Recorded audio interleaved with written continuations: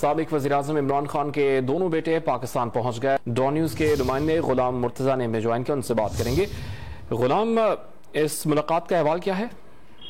جی، سابق وزیر اعظم عمران خان کے دونوں بیٹے سلمان اور قاسم لاہور پہنچے اور ان کو سابق وزیر اعظم عمران خان کا اسکواڈ ایئرپورٹ سے لینے گیا، جس میں پاکستان تحریک انصاف کے دو رہنما عمر سرفراز چیمہ اور اسلم اقبال نے ان کا استقبال کیا، انہیں لے کے زمان پارک پہنچے۔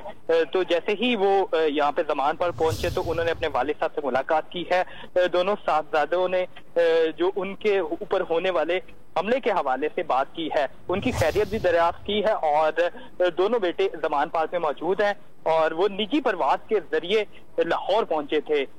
تو ابھی کچھ ہی دیر پہلے ان کی یہاں پہ زمان پارک میں آمد ہوئی ہے، اور پاکستان تحریک انصاف کے دیگر رہنما بھی وقتاً فوقتاً زمان پارک میں مختلف میٹنگ میں شامل ہو رہے ہیں۔